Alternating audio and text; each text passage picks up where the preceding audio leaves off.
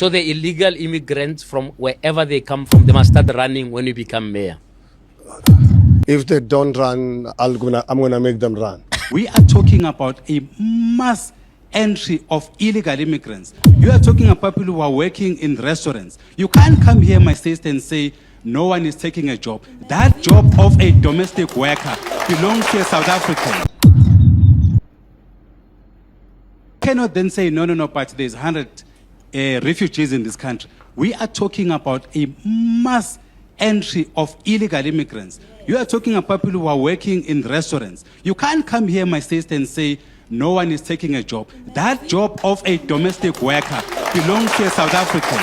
That job of a gardener. So hold on. And the problem, before I finish, the problem with people who claim to be lawyers to come here and give us emotions, we have a problem in this country because we are unable to challenge government correctly because we have pseudo lawyers who are not telling us the truth. That is the problem. What's the alternative? And what's the alternative to chasing away? We're saying we've got 167 refugee status holders and refugee seekers. Are you saying that they must be rendered undocumented? Would you prefer, because they are you are saying we've got a problem of illegal. I'm responding to your husband, what your husband said. I'm responding to exactly what your husband says. So you cannot say that the law is wrong, the judges are wrong, the constitution is wrong. Much and Much is the one which knows how to interpret the law. Ngizwe Mchunu knows how to interpret the law. And I'm asking that is so other how do you bring up, my sister, people who are not here, who can't defend themselves? Can I come here? We are discussing Make your policy. point fair. Not names. Can I come here? You are discussing people who are not here. Ngizwe Mkhunu is not here. You can't bring his name. Did you not bring Ngizwe Mkhunu, sister? But Match and Match? He's not part of it. You brought him in unfairly. He doesn't have a right of reply like that. Can I come here? So the illegal immigrants from wherever they come from, they must start running when you become mayor. If they don't run, I'm gonna make them run. So you will take responsibility for the violence, if there's any deaths, if there's any destruction to property that happens in the name of March and March, in the name of the people that support it, because you've obviously punted their message. Okay. Why is the South African government not taking the responsibility for allowing criminal elements to make South Africa their headquarters? March and March is a vigilante group. I take serious exception to this, honestly. It's an insult to fellow South Africans who are suffering from these criminals who are in our country to call March and March a vigilante group. Honestly, I personally take serious exception to it. What's your view about what is going on in terms of this migration crisis? Do you think the government is handling it well? No, I think this government has been an total disaster for them to dismiss the cries of South Africans. It actually, the other day, last week, during the June 16 event, I actually addressed some in the media that, what's happening right now with how our government is dismissing the pleas and the cries of South Africans reminds me of June 16. It reminds me of March 21, 1960. When our people had genuine issue to say, look, we don't want to carry dumb passes any longer. When our students were saying, we don't want Africans as a medium of instruction. These were genuine concerns. Yeah. So illegal, undocumented foreign nationals. You think government doesn't take it serious? No, absolutely. Very far. That's when they deported a lot of people this year. They've not touched the surface because I don't know if, please get the stats from Stats SA. I listened to Statistics General a few weeks ago. Officially, we've got 3.1 million documented. Undocumented. How do they know that 3 million they are undocumented? And these are the people who, when they were doing their study, who confirmed with them. Some of them refused. So in fact, I remember so it's a conservative number. It says it's a conservative because some of the people we can't say they are not because they refuse to answer the question. Yeah. So they can only. He says, Mr. Malu, is that Mr. Malulek or whatever? I listened to him being interviewed by one of the radio stations. Says, I can only give you facts of what we have in our books. What they know. These are people who confirmed with us that they are in South Africa illegally. 3.1. So others, unfortunately, they did not. So because if we they are can't illegal, then say- assumably they won't confirm. So it means that that number is inaccurate, and it's Yeah, well, it's it less says than no, the reality. but he was saying, look, I deal with facts. But I can tell you that 3.1 If million you're people. 3.1 million, And then, let's go with that and this is the issue we've been addressing for many years. You remember when I was a mayor, on the 1st of December 2016, during my 100 days when I was giving the report back to South Africa, I broke the silence on illegal immigration. Because all of you in the media criticized me, called me names, ANC even reported me to the South African Human Rights Commission. I refused to apologize, wanting me to apologize, because I was saying when we raid these buildings, we find 80% of the occupants being undocumented. Yeah, no. And then we had this so-called human rights lawyers, so-called NGOs saying, no, Mashaba is exaggerating. I was giving facts because every time we raided a building, the police will... But if you're in power, what would you do if you are given the stats of 3.1 million undocumented immigrants in the country? Look at how crazy our government is, how insensitive this government is, how unpatriotic this government is. 2 days ago, I listened to the Minister of Police or deputy or whatever you call them, because we're so confused what's happening in our law enforcement agencies, saying their budget is 600 million rands to prepare for the 30th. My goodness, I said, can't these people actually put this 600 million rands to start the mass deportation? You know, they claim they don't have money, but they have money to prevent something that no South African has ever spoken about fighting. South Africans are saying violence. South Africans are merely asking to say, we've got our own challenges. 59 people are being murdered in South Africa every single day. South Africa, 12 million South Africans are unemployed. We've got the highest sustainable unemployment rate in the world. Every 5 minutes a woman is raped in this country. So can't the world leave us alone to sort out our own mess? And the day 50 years or so later, when unemployment is under 5%... why do you say world to leave us alone? You don't believe in an integrated ecosystem of the economy? No, South Africa can't be an integrated... why should South Africa be a test ground? Is it a test ground? I mean, but South Africans do business everywhere else in the continent, isn't it? I mean, MTN and Standard Bank and ShopRite are all over the continent. Are you confused, JJ? It looks like you're confused.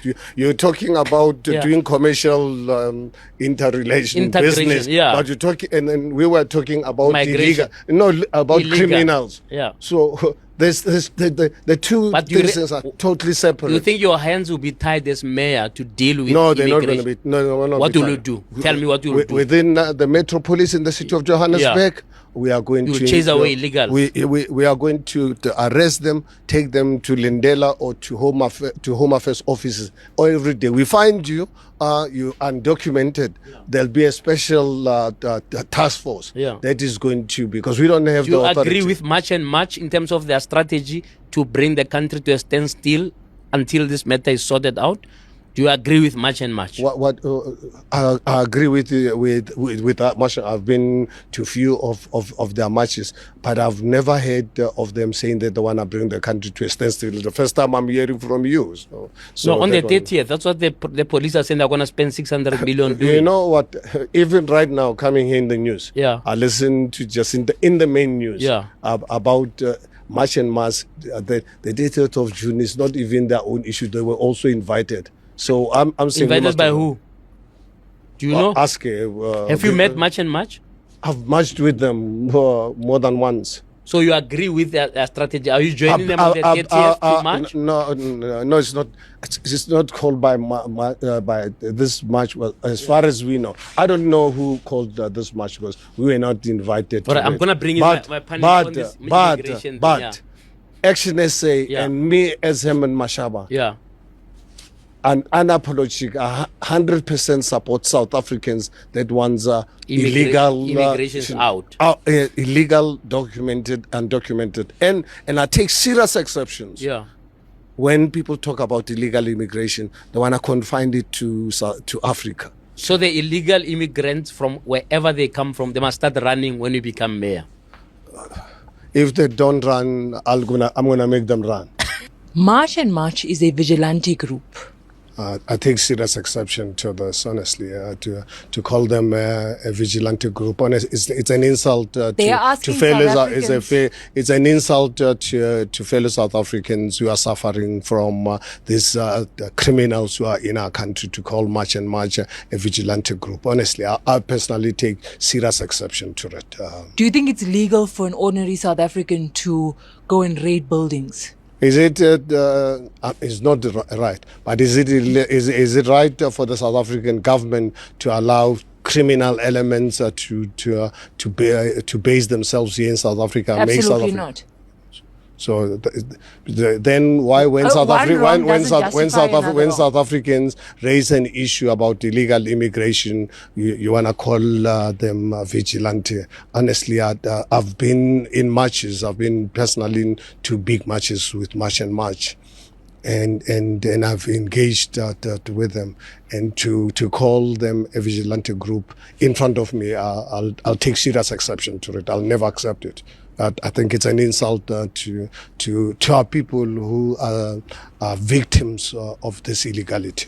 So you will take responsibility for the violence, if there's any deaths, if there's any destruction to property that happens in the name of March and March, in the name of the people that support it, because you've obviously punted their message. Okay. Why is the South African government not taking the responsibility for allowing criminal elements to make South Africa their headquarters? Is the South African government not the one to take responsibility for this? Why do you want to leave South African government out of the situation that they created? South Africans are responding to something. I told you earlier on, in 1976. So do you think our people died in the youth died in 1976 because they wanted the apartheid government to kill them? In 1960, 21st of March, when our people were saying we've had enough of Dom passes, and they got shot and murdered and massacred, must we take the responsibility for that? Must Robert Subuka take the responsibility for it? Must Tsietsi Mashinene take responsibility for those deaths? Because that's exactly what you are saying. It's a South African government that must be held accountable for allowing criminal elements to position South Africa to be the headquarters. Do you agree with the president's message where he says that citizens should not ask people on the streets to produce documents? Absolutely agree 200% with the president. Unfortunately, he's the wrong person to tell us about the rule of law. I think President Cyril Ramaphosa is the last person to tell South Africans about respect for the law. Are you cross-referencing the impeachment? Not the Parliament. Yeah. You know, I cannot understand when you can have a president who is a multi-billionaire going to an extent of stashing money in sofas and mattresses, and then you tell South Africans and you bring foreign currency illegally. Would you advise him? No, listen to me. You have a president who brings money into the country illegally. Yeah. You have a president who hires illegal, undocumented foreign nationals. You have a president, when there's a case, he doesn't report it to the police. It's like you as a father, JJ. Every day your kids see you beating their mother, but when they fight, you ask them not to fight. Yeah. So the president, that position of a president carries a lot of weight. You are disappointed in how he has run his presidency?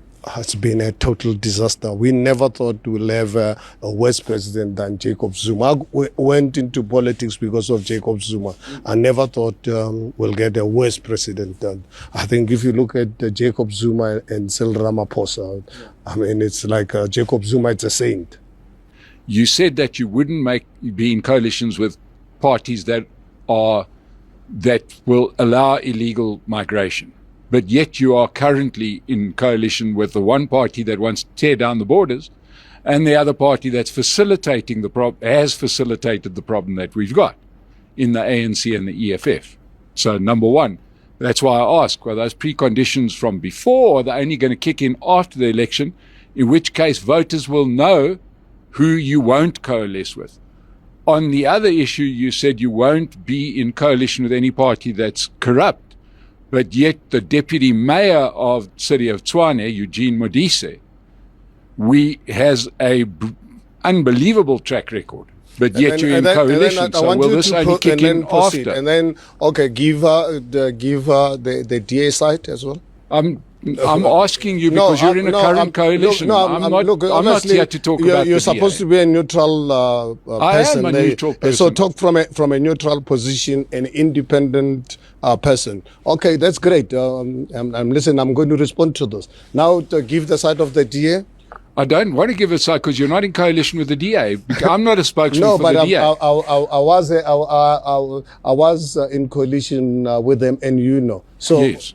And you broke that you moved out of that coalition, and that's your decision. That's fine. I'm looking forward because we can't go back to 2016 or even to 2023. Go to Tshwane. Do you follow developments in Tshwane? You see Closely. The Tshwane Metro Police every day how they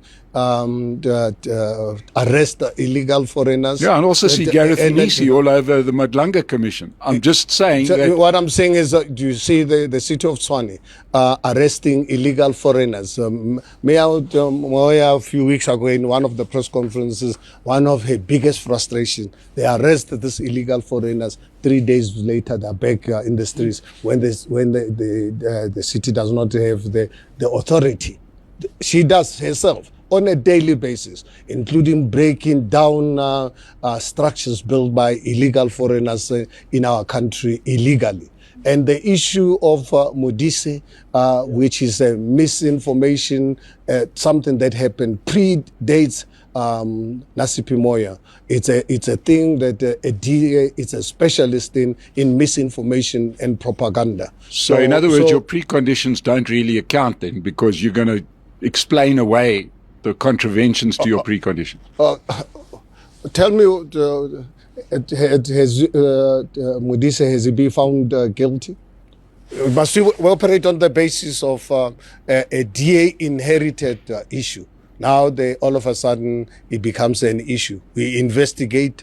The mayor can't really find any substantive reasons for her to take action. Must we act on the basis of DA? Who on earth do they think they are, that they're going to collapse our government for coming out with misinformation, lying to people on a daily basis? I because think you're relying on DA misinformation and propaganda. No, I'm relying something on that they legal themselves awarded that contract. I'm relying on legal action, and I'm saying that when the DA candidate is sitting in this seat, then we ask them DA questions. I'm asking Action SA questions. You're the one that explained the preconditions. I'm saying there is an inconsistency